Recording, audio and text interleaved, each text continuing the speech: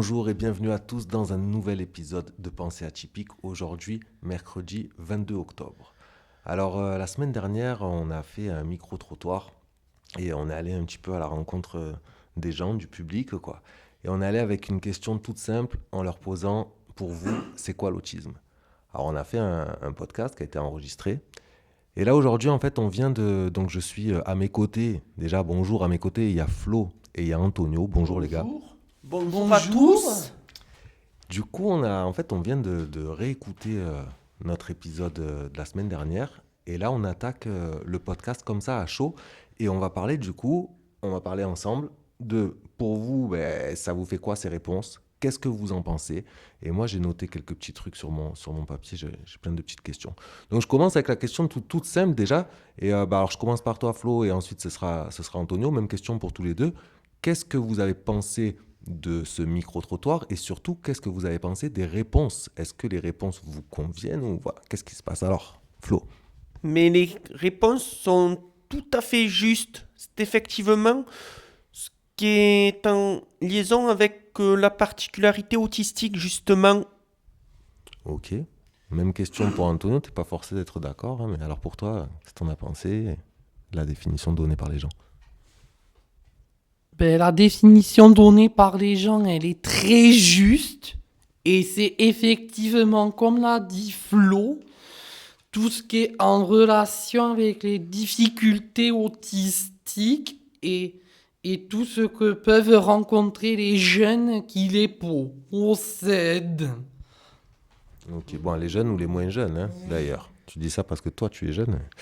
Ok, bah alors là, si je vous écoute, pour vous, si on prend juste ce qu'ont répondu les gens, on a une définition du coup de l'autisme. Parce que moi, je suis pas forcément d'accord. Je pense qu'il y a des choses très intéressantes dans plein de réponses, mais je pense que ça mérite quand même un débat. Ça mérite un débat. Par exemple, on entend parler de handicap. C'est souvent un truc qui revient. Vous en pensez quoi de cette notion-là de handicap? C'est un handicap ou pas? Comment vous vous sentez par rapport à ça?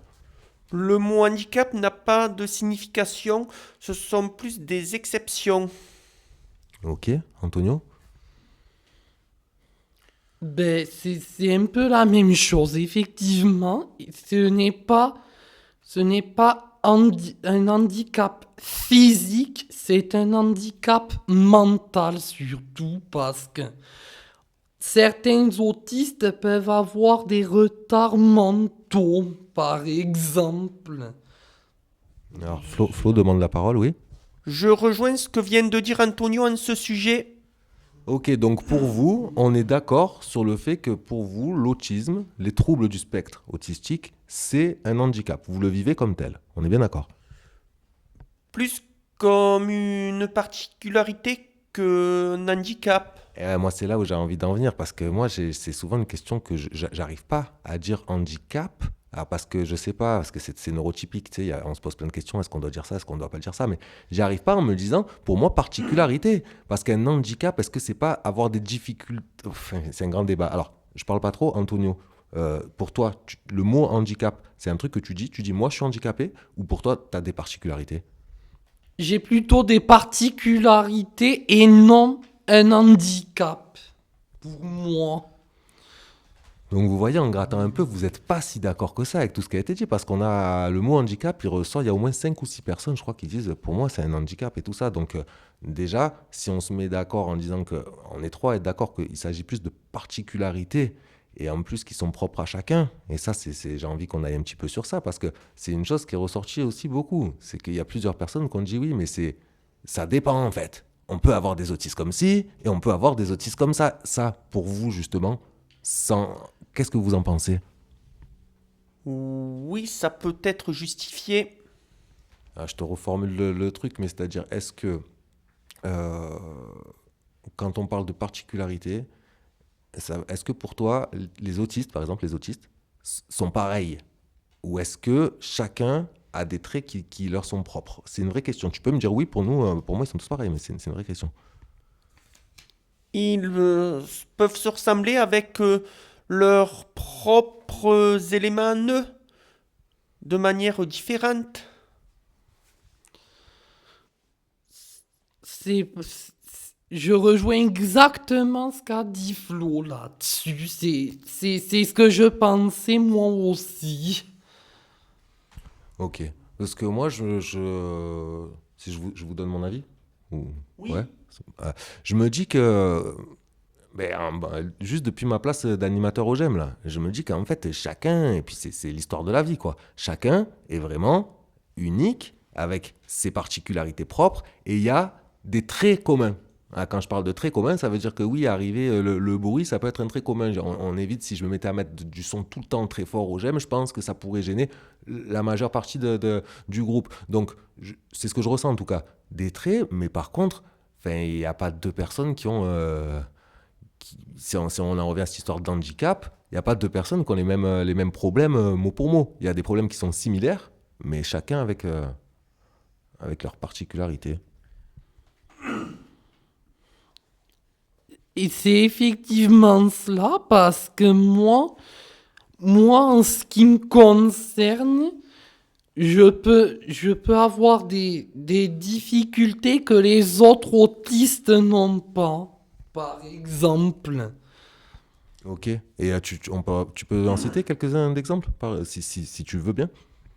Ben, comme dit dans le micro-trottoir, ben, la relation avec les autres peut être très compliquée. Et puis aussi, peut-être pouvoir discuter de sujets spontanément avec des personnes de nos âges. Surtout. Ouais. Mais là, par exemple, sur ça précisément, pour moi, ça, c'est plus un trait commun. C'est-à-dire que la plupart des personnes, des adhérents du GEM, ont ce souci, c'est d'ailleurs ce qui les pousse à venir au GEM, de sociabilisation et dans la vie de tous les jours. Donc ça serait peut-être plus un trait commun. Qu'est-ce que tu en penses, Flo ? Effectivement, c'est tout à fait justifié qu'il s'agit de points communs entre différents adhérents, mais chacun leur manière. Parce que du coup, maintenant, on commence à se connaître un peu. Toi, justement, tu es quelqu'un qui a énormément de vie sociale, quelque part. Parce que tu es là, tu es adhérent dans plusieurs associations, tu t'intéresses à plein de choses. Est-ce que, pour toi, tu ressens un souci par rapport à la communication, étant quand même dans une vie très active? Comment tu le vis, ça? C'est une vraie question que je me pose. Mais je le vis plutôt favorablement. C'est-à-dire, pour toi, c'est dur de communiquer ou pas? Cela dépend, mais parfois les autres peuvent ne pas comprendre ce que je suis en train d'expliquer ou ce que je souhaite expliquer. Ok, très bien. Il y a un autre truc qui est revenu souvent là, dans les réponses des gens, du peuple, j'ai envie de dire, parce que on a fait exprès, c'est le micro-trottoir, c'est d'aller voir des gens qui sont foncièrement différents et d'avoir le reflet de la population. Il y a souvent cette histoire d'Asperger qui revient, comme si y avait deux types d'autisme bien clairs et définis, des Asperger d'un côté avec des grandes facilités et tout ça, et ceux qui ont un retard mental de l'autre. Alors, moi, je vais vous laisser parler parce que j'ai mon avis sur ça et je le donnerai après. Pour vous, cette histoire d'Asperger, qu'est-ce que vous en pensez? Est-ce que vous pensez qu'il y a vraiment une frontière, c'est que soit on a Asperger, soit on l'est pas? Antonio? Je pense pas qu'il y ait une frontière parce qu'on peut tant aussi bien être Asperger, mais ne pas l'être aussi parce que les autistes Asperger, eux, ce qu'ils ont en eux, c'est une forte capacité intellectuelle. C'est bon. Ok, t'as un mot à dire sur le sujet, Flo? Que ce que vient de dire Antonio est vrai, que les Asperger, concrètement, ils ont une particularité dans un domaine qui lui est propre à chacun. Et pour toi, tu étais Asperger, par exemple, Flo? Non, mais il y en a qui le penseraient par rapport à retenir facilement certains axes de la vie quotidienne. Et ouais, parce que moi, j'ai envie Et toi, t'es Asperger, Antonio? Oui. Alors, est-ce que finalement, c'est pas une histoire d'une étiquette qu'on a bien voulu mettre sur sa condition ou pas? Parce que, et là, je viens du coup à donner mon avis. C'est quoi être Asperger? C'est quoi? Alors, il y a des gens qui disent, même dans le micro-trottoir, c'est avoir des dons extraordinaires. Moi, je te pose la question à toi, Flo, tu me dis, ben non, moi, je suis pas Asperger. Donc c'est vrai que tu vas avoir, et on en parle des fois, des soucis sur la vie de tous les jours, la communication, machin, tu l'as dit tout à l'heure, les gens ne comprennent pas forcément ce que je veux dire. À côté de ça, tu as des trucs qui sont extraordinaires. Donc par exemple, oui, les dates, on en avait déjà parlé dans d'autres épisodes, tu as tout le calendrier dans ta tête. Si quelqu'un il te donne sa date de naissance, direct, tu vas lui dire tu es né un mardi, un jeudi et tout ça. Ça, du coup, c'est des trucs extraordinaires. Alors quelque part, on pourrait dire ça, c'est des traits Asperger. Mais à côté de ça, il y a d'autres difficultés. Donc moi, je pense que cette notion d'Asperger, en fait, il n'y a pas de clivage, quoi. Il y a des gens qui ont des traits et des difficultés sur des choses différentes. Je ne sais pas si tu m'as compris, Antonio. Exactement, il n'y a pas de frontière entre les deux. On peut tant aussi bien posséder des difficultés que ne pas en avoir. Et on peut avoir les deux en même temps. On peut avoir des grandes difficultés et des grandes facilités. Exactement. Bon, très bien. J'espère que je vous ai pas forcé le sens de la parole parce que c'est là où je voulais en venir. C'est-à-dire que c'est vrai que moi, quand j'ai commencé même à travailler ici, puis quand j'ai creusé un petit peu, Asperger, c'est quoi? C'est le nom de quelqu'un qui a étudié d'autres personnes. Donc, bon, tout ça, ça repose juste quand même sur des ressentis humains et des gens qui ont dit ça, c'est ci ou ça, c'est ça. Je pense que l'être humain est vraiment singulier et que là, ça en est la preuve, quoi. On est juste des humains avec des facilités, des difficultés. Oui, tout à fait, c'est effectivement ça. Effectivement. Effectivement, je crois que du coup, ça va être la fin du podcast. Merci beaucoup pour cet échange. J'ai trouvé ça hyper intéressant. Merci pour vos réponses. Avec joie et dans la joie de vous retrouver dans un nouvel épisode très prochainement de Pensées atypiques. En attendant, vous pouvez vous abonner à notre chaîne YouTube BTG13 Média, Pensées atypiques. Partagez cela à un maximum de personnes autour de vous. Bien, t'as bien géré la com là.